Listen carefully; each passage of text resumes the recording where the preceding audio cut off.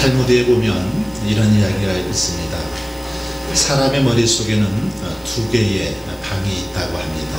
하나는 기억의 방이 있고 또 하나는 망각의 방이 있다는 것입니다. 그래서 우리는 기억하고 싶은 것은 기억의 방에 잘 저장해 둡니다.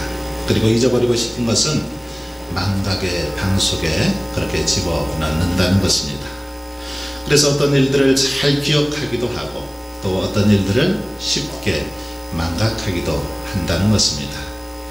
오늘 본문에는 주님의 기적을 직접 눈으로 보고 경험했음에도 불구하고 제자들이 그것을 까마득히 잊어버린 그런 모습을 오늘 본문에 기록하고 있습니다. 먼저 오늘 본문 앞문단에 보시면 오병이어의 기적과 거의 비슷한 사건이 등장하고 있는 걸 볼 수 있습니다. 신학자들은 이것을 칠병이어의 사건이다 라고 그렇게 말합니다. 칠병이어. 이 칠병이어는 오병이어와 아주 비슷한 사건이기도 했지만 자세히 살펴보면 여러 가지 많은 차이가 있는 걸 볼 수 있습니다. 우선 6장에 보시면 오병이어 기적이 나와 있는데 오병이어 같은 경우에는 해가 저물어가는 것을 보시고 제자들이 거기 모인 무리들을 어떻게 할까 걱정을 했습니다. 먹을 것을 줘야 되겠다. 그렇게 문제를 제기했던 사람들이 제자들입니다. 선생님, 큰일 났습니다. 해가 저물어가는데 먹을 것이 없으니 저들을 보내서 저들이 직접 먹을 수 있도록 해야 되지 않겠습니까? 우리를 보내어 두루 촌과 마을로 가서 무엇을 사 먹게 하옵소서. 이렇게 제자들이 예수님에게 먼저 말하고 있습니다. 그런데 오늘 말씀 2절을 보시면 칠병이어에서는 제자들이 아니라 예수님이 먼저 먹을 것을 줄 것을 말씀하십니다. 예수님이 문제를 먼저 제기합니다. 그래서 제자들을 불러서 내가 무리를 불쌍히 여기노라. 그들이 나와 함께 있은지 이미 사흘이 지났으니 먹을 것이 없도다. 주님께서 먼저 문제 제기를 하고 있는 걸 볼 수 있습니다. 그리고 장소도 다르죠. 오병이어의 기적이 일어났던 곳은 갈릴리 지역의 벳세다 지역입니다. 이곳에서 오병이어 기적이 일어났습니다. 반면에 칠병이어의 사건은 갈릴리의 동북편에 있는 이방인들이 주로 거주하고 있는 바로 데가볼리 지역에서 그 칠병이어 사건이 일어나는 걸 볼 수 있습니다. 시간적으로도 좀 차이가 있습니다. 오병이어 기적은 예수님께서 제자들과 하루 동안 있으면서 하루 동안에 일어났던 사건입니다. 반면에 칠병이어 사건은 무리들이 예수님과 함께 있은 지 사흘 동안, 사흘이 지나면서 일어났던 사건입니다. 그런가 하면 오병이어의 기적이 일어난 장소도 좀 다르죠. 푸른 잔디 위에서 오병이어 사건은 일어납니다. 반면에 칠병이어는 땅 위에서 그렇게 행해지고 있는 걸 볼 수 있습니다.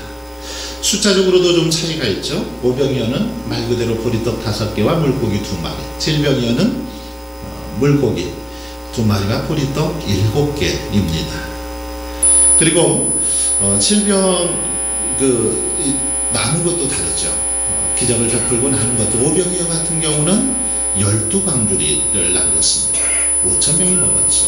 반면에 질병이어는 7광주리를 남겼고 4,000명이 먹었습니다. 또한 기적이 일어난 후에 반응도 서로 달랐습니다. 오병이어 사건이 일어난 다음에 사람들은 예수님을 왕으로 삼기를 원했습니다. 예수님을 왕으로 삼으면 적어도 식량 걱정은 안 하고 굶어 죽지는 않겠다 싶어서 왕으로 그렇게 삼고자 했습니다. 반면에 질병이어 기적 이후에는 그런 반응이 전혀 없었던 걸 볼 수 있습니다. 이렇게 비슷하면서도 여러 차이가 있습니다. 이런 기적을 예수님은 2차례나 베푸셨습니다. 그런데 참으로 안타까운 것은 이렇게 예수님께서 2차례에 걸쳐서 놀라운 기적을 행하셨음에도 불구하고 그 현장 가운데 있었던 제자들, 그 현장을 직접 눈으로 보고 목격했던 제자들은 조금도 달라지지 않았다는 것입니다. 그들의 의식이나 믿음이나 생각이 조금도 변화되지 않았다는 것입니다. 만일 제가 이 기적의 현장에 있었다면 저는 정말 많이 바뀌었을 것 같다는 생각이 들기도 합니다. 직접 예수님께서 그런 놀라운 기적을 행하셨음을 보았다면 정말 저의 인생이 바뀌지 않았을까 그런 생각을 해보는데, 그러나 제자들의 생각은 바뀌지 않았다는 것입니다. 2번씩이나 이런 놀라운 기적을 보고도 제자들은 전혀 변화되지 않았습니다. 오늘 본문에 보면 이 사건 이후에 그들을 떠나 다시 배에 올라 건너편으로 이렇게 주님이 가십니다. 그런데 문제가 발생합니다. 무슨 문제입니까? 배를 타고 가는데 14절에 보니까 제자들이 떡 가져오기를 잊어버렸다 이렇게 말하고 있습니다. 떡을 가져오는 것을 잊었음에 배에 떡 1개밖에 그들에게 없더라. 비록 짧은 그런 항해였지만 배를 타고 이제 건너가는 항해는 항해인데 먹을 것을 놓고 온 것입니다. 도시락을 챙겨오는 것을 깜빡 잊어버린 것이죠. 그래서 16절에 보시면 제자들이 서로 수군거리기를 이는 우리에게 떡이 없음이로다 이렇게 걱정하기 시작하는 것을 볼 수 있습니다.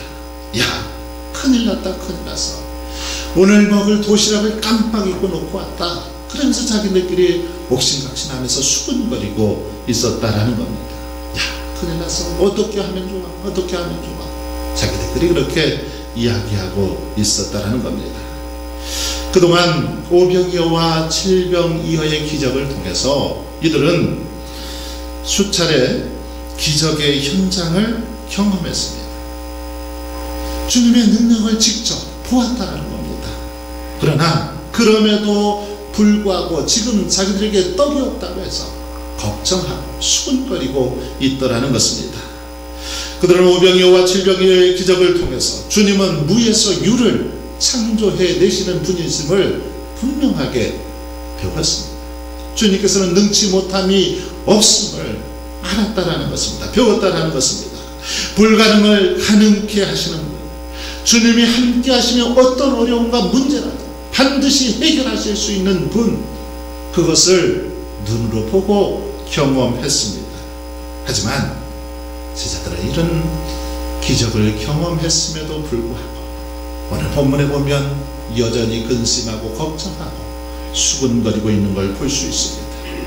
주님의 능력을 까마득하게 잊어버리고 망각해버리고 당장 떡이 없다라고 그렇게 걱정하고 있더라는 것입니다. 여러분, 이렇게 걱정하는 모습이 꼭 제자들뿐일까요? 오늘 우리의 모습은 아닙니까? 우리도 하나님께서 우리에게 수없이 많은 사건을 통해서 기적을 통해서 놀라운 은혜와 사랑을 베풀어 주셨지만 그것들을 까마득하게 잊어버리고 주님의 사랑, 주님의 손길을 잊어버리고 여전히 근심하고 걱정하며 원망하며 살고 있지는 않나는 것입니다. 하나님께서 그 크신 사랑으로 우리를 인도해 주시고 도와주셨지만 그것을 새까맣게 잊어버리고 불평하고 원망하며 살고 있지는 않습니다. 본문의 제자들처럼 조그만 일에도 아이고 어떻게 하면 좋아 걱정하고 불안해하고 수군거리고 있지 않습니까? 예수님은 이렇게 걱정하는 제자들을 향해서 입을 열어 말씀하십니다. 뭐라고 말씀하고 있습니까? 그들을 향해서 하신 말씀이 무엇입니까? 17절에 보시면 너희가 어찌 떡이 없으므로 수군거리느냐 아직도 알지 못하며 깨닫지 못하느냐 너희의 마음이 둔하냐 이렇게 경고하시고 책망하십니다. 무슨 말입니까? 내가 2번씩이나 기적을 베풀어서 기적을 행해서 너희들의 필요를 채워주었는데 그럼에도 불구하고 아직도 나를 신뢰하지 못하느냐 아직도 내가 너희들의 문제에 대해서 해결자요 구세주라는 사실을 인정하지 못하느냐 눈이 있어도 보지 못하며 귀가 있어도 듣지 못하며 왜 기억하지 못하느냐 그렇게 책망하고 있습니다. 본문에서는 주님께서 아주 점잖하게 말씀하고 계시는데 요즘 말로 하면 그렇게 너희들의 머리가 너희들의 대가리가 돌대가리냐 지금 그렇게 책망하는 겁니다. 왜 이렇게 어리석냐 왜 이렇게 그 은혜를 기억하지 못하느냐 그렇게 책망하고 있는 것입니다. 여러분 이 말씀을 예수님께서 단순히 제자들의 기억력만 탓하는 것은 아닙니다. 이렇게 말씀하신 것은 2번씩이나 기적을 경험하면서도 아직도 주님을 온전히 신뢰하지 못하는 이유를 책망하고 있는 것입니다. 제자들이 전능하신 주님의 능력을 신뢰하지 못하는 보다 더 본질적이고 근본적인 이유 그것을 지적하고자 하신 것입니다. 그 이유가 뭘까요? 그 이유를 우리는 15절에서 발견해 볼 수 있습니다. 15절 말씀을 보시면 예수께서 경고하여 이르시되 삼가 바리새인들의 누룩과 헤롯의 누룩을 주의하라 이렇게 말씀하십니다. 삼가 바리새인들의 누룩과 헤롯의 누룩을 주의하라. 이게 무슨 말입니까? 왜 여기서 갑자기 누룩 이야기를 하고 있습니까? 누룩이 뭡니까? 빵을 부풀게 하는데 또 술을 만드는데 필요한 그것을 발효시키는 역할을 하는 게 바로 누룩이죠. 성경에 누룩이라는 말이 종종 나오는데 주로 이 악한 영향을 미칠 때 이 누룩이라는 단어를 사용했습니다. 예수님이 바리새인들과 헤롯의 누룩을 주의하라 이 말씀은 2번씩이나 기적을 체험하고도 아직도 염려하고 걱정하고 있는 이유 여전히 주님을 신뢰하지 못하고 그들의 신앙이 제대로 자라나지 못하는 이유 그것은 바로 그들이 나쁜 영향을 받고 있기 때문이라는 겁니다. 누구로부터 나쁜 영향을 받습니까? 바리새인과 헤롯으로부터 누룩과 같은 나쁜 영향을 받고 있기 때문에 그것을 주의하라 이렇게 말씀하고 있습니다. 어떤 나쁜 영향입니까? 바리새인의 누룩 여기서 무엇을 말합니까? 바리새인의 누룩을 주의하라 주님이 말씀하셨는데 이 바리새인의 누룩이란 무엇입니까? 누가복음 12장 1절에 보시면 바리새인의 누룩의 정체가 무엇인지 나와 있습니다. 거기 보시면 주님은 바리새인들의 누룩 곧 외식을 주의하라 이렇게 말씀하고 있습니다. 바리새인들의 누룩 곧 외식을 주의하라. 외식하는 것을 주의하라 이렇게 말씀하고 있다는 겁니다. 성경에서 외식하지 말아라 하니까 어떤 사람들은 밖에 나가서 외식을 안 하는데요. 그 말이 아닙니다. 여기서 외식은 무엇입니까? 여기서 말하는 건 그런 외식이 아니라 겉만 그럴싸하게 포장하는 겁니다. 속은 그대로 놔둔 채 겉만 번지르하게 포장하는 것, 그럴싸하게 포장하는 것, 바로 이것이 외식이라는 겁니다. 바리새인들은 속 내용은 없고 겉모습만 그럴싸하게 포장했습니다. 그들은 전통을 중요시했습니다. 그래서 종교의 어떤 형식이나 틀을 지키는 데 있어서는 아주 민감했습니다. 그것을 위해서는 굉장히 열심을 내었습니다. 하지만 그 안에 내용을 갖추는 데 있어서는 열심이 없었습니다. 그래서 예수님은 바리새인들을 향해서 회칠한 무덤이다 이렇게 책망하고 있습니다.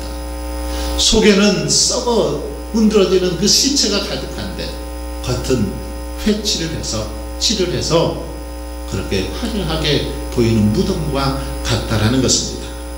마태복음 23장 23절에 보시면 화 있을진저 외식하는 서기관들과 바리새인들이여 너희가 박하와 회향과 근처의 11조를 들으되 율법에 더 중한 바 정의와 긍휼과 믿음은 버렸도다. 그러나 이것도 행하고 저것도 버리지 말아야 할지니라. 무슨 말입니까? 바리새인들이 11조는 열심인데 더 중요한 정의와 믿음과 긍휼은 버렸다라는 것입니다. 조금 더 쉽게 표현하면 그들은 11조도 열심히 하고 주일 성수도 열심히 하고 새벽 예배도 잘 드리고 구역 예배도 잘 드리는데 성경 공부도 잘 참석하는데 그들의 삶 속에 정의와 긍휼과 믿음, 진실한 모습이 없었다라는 것입니다. 남에게 보여주기 위해서 11조와 주일 성수는 잘 하는데 그들의 삶 속에 진정한 정말 주님의 그 사랑의 마음이 없었다라는 것입니다. 바로 이것이 바리새인들의 외식이었고 문제였던 것입니다. 여러분, 그렇다면 오늘 우리들의 모습은 어떻습니까? 우리의 삶은 어떻습니까? 믿음이 정말 우리의 신앙과 그 삶이 일치하고 있습니까? 어느 일치에 삶을 살아가고 있습니까? 아무렇지 않게 새치기를 하고 교통신호를 하고 어기고 법을 무시하고 약자들을 업신여기며 살아가고 있지는 않습니까? 여러분, 내 신앙이 증명되는 시간, 나의 신앙이 증명되는 시간은 지금 이 시간 예배하는 시간이 아닙니다. 예배가 끝나고 나서부터 증명이 되는 것입니다. 그런데 예배 시간에 받은 은혜가 불과 몇 미터도 못 가서 우리 안에서 사라져버린다면 어떻게 되겠습니까? 이 시간 받은 은혜를 저 문 밖에 나가기 전에 다 쏟아버리고 나간다면 어떻게 우리가 가정에 돌아가서 일터에 돌아가서 이웃들과의 하나님의 은혜, 하나님의 사랑을 나누며 살아갈 수 있겠습니까? 예배 드리는 것만 신앙생활이고 질서를 지키고 이웃을 생각하고 배려하는 것은 신앙생활이 아닙니까? 그렇지 않습니다. 우리가 삶 속에서 믿음으로 살아가야 되는 아주 중요한 신앙의 모습입니다. 이웃들을 돌보고 그들에게 자상하고 친절한 모습으로 다가가서 손을 내밀어 그들에게 주의 사랑을 증거하는 것, 중요한 삶의 모습이라는 것입니다. 그러므로 저와 여러분은 외식하는 바리새인들의 이 누룩을 멀리하고 진실한 믿음과 사랑으로 섬김의 삶을 살아갈 수 있기를 바랍니다. 주님께서 우리에게 보여주셨던 거죠. 주님의 마음, 그 마음을 품고 내 주변의 이웃들을 사랑하고 섬길 수 있기를 바랍니다. 두 번째로 예수님께서는 제자들에게 헤롯의 누룩을 주의하라 이렇게 말씀하고 있습니다. 잘 아시는 대로 헤롯은 로마로부터 그렇게 임명을 받아서 그 당시 팔레스타인 땅을 다스리고 있었던 왕이 바로 헤롯입니다. 성경에 보면 헤롯 가문에는 공통점이 있습니다. 그것은 뭐냐면 그들이 다 욕심이 많았다라는 것입니다. 헤롯의 가문, 헤롯의 사람들, 헤롯 왕가의 사람들 보면 참 욕심이 많았습니다. 헤롯 왕가의 대표적인 모습을 한마디로 말하면 욕심이라고 말할 수 있습니다. 그래서 그들은 백성들에게 많은 세금을 부과했습니다. 물론 이 세금의 상당한 부분은 자기들이 차지했습니다. 이처럼 헤롯은 물질에 대한 욕심이 많았는데 헤롯의 누룩이란 바로 이 물질주의, 세속주의를 의미합니다. 헤롯의 누룩, 물질주의를 경계하라는 그런 말씀입니다. 오늘 본문을 마태복음 16장에서는 이렇게 기록하고 있습니다. 바리새인과 사두개인의 누룩을 주의하라. 헤롯의 누룩 대신 여기서는 사두개인의 누룩을 주의하라, 이렇게 기록하고 있습니다. 왜 이런 차이가 났을까요? 사실상 헤롯과 사두개인들은 한 통속이었습니다. 한 통속. 당시 바리새인들과 함께 쌍벽을 이루던 또 다른 계층이 바로 사두개인들이었는데, 이 사두개인들은 제사장들로 이루어진 계층들이었죠. 그런데 그들은 정치적으로 로마와 결탁해서 친로마적인 그런 삶을 살았던 자들이 사두개인들입니다. 그래서 그들은 자연스럽게 헤롯 왕과 어울렸다라는 거죠. 그들은 종교인이면서도 종교에는 관심이 없고 오직 물질에만, 욕심에만 관심이 있었다라는 것입니다. 바리새주의가 형식주의, 외식주의를 대표한다라면 헤롯주의, 바로 이 사두개인들, 헤롯이나 사두개인들은 물질주의를 대표한다, 그렇게 말할 수 있습니다. 그러므로 지금 예수님이 헤롯의 누룩을 주의하라 이렇게 말씀하신 것은 제자들이 온전히 주님을 신뢰하지 못하고 눈이 멀어버린 원인, 그것이 바로 물질주의에 있다는 것입니다. 그들이 물질의 욕심이 있기 때문에 그렇게 튀었다라는 것입니다. 본문에서 그 증거를 볼 수 있는데, 예수님이 바리새인들의 누룩과 헤롯의 누룩을 주의하라 라고 경고하셨을 때 제자들의 반응이 사뭇 흥미롭습니다. 16절에 보시면 제자들이 수군거리기를 이는 우리에게 떡이 없음이로다 하거늘, 예수님께서 누룩을 주의하라 했더니 바로 즉각적으로 반응하는 것이 우리에게 떡이 없지, 그렇게 지금 이야기하고 있는 것입니다. 가만히 생각해보면 이것은 완전히 동문서답인 것입니다. 말이 안 되는 거죠. 예수님이 바리새인과 헤롯의 누룩을 주의하라 했는데 그들은 떡을 먼저 생각했다라는 것이죠. 왜 그렇습니까? 그들은 늘 떡 생각만 하고 있었기 때문이죠. 먹을 것만, 물질만 늘 생각하고 있었기 때문입니다. 예수님이 말씀하신 의도도 깊이 생각하지 못하고, 그래서 지금 예수님이 떡 말씀하시는구나, 먹을 거 말씀하시는구나, 그렇게 받아들였다라는 것입니다. 그만큼 제자들의 생각과 마음을 지배하는 것이 떡이요, 물질이었음을 이 말씀을 통해서 가르쳐 주고 있습니다. 제자들의 모습 속에 온통 물질밖에 없었다라는 것입니다. 여러분, 물질은 오늘 이 시대의 최대의 우상입니다. 물질, 심지어 그리스도인들조차도 이 물질 앞에 무릎을 꿇습니다. 예수님이 왜 헤롯의 누룩을 주의하라고 하셨을까요? 내 제자들도 다르지 않구나, 늘 떡 생각만 하고 물질 생각만 하고 있다라는 사실을 알았기 때문에 주님께서 헤롯의 누룩을 주의하라, 그렇게 명하신 것입니다. 여러분, 물론 물질은 우리의 삶에 꼭 필요합니다. 물질 자체가 선하거나 악하지는 않습니다. 물질 필요하죠. 그러나 물질은 우리의 숭배 대상이 아니라는 것입니다. 성도들은 물질주의를 극복해야 됩니다. 물질주의, 물질로부터 자유함을 우리가 누려야 한다는 것입니다. 그러면 여러분, 어떻게 우리가 물질을 극복할 수 있을까요? 물질주의를 극복할 수 있습니까? 우리가 정말 물질주의를 극복하기 원한다면 그것이 우리의 헌금 생활에 나타나야 합니다. 물질적으로 헌신하지 못하는 거, 바로 우리가 물질주의를 극복하지 못하고 있다는 하나의 증거입니다. 다른 건 다 헌신하는데 물질은 드릴 수가 없다. 이것은 내가 아직도 물질의 노예로 살아가고 있다는 증거입니다. 감리교회 창시자인 요한 웨슬레 목사님이 그런 이야기를 했습니다. 나는 주머니가 회개하지 않는 사람의 회개는 믿지 않는다. 주머니가 회개하지 않는 사람의 그 회개는 받아들일 수 없다, 믿을 수 없다, 그런 말입니다.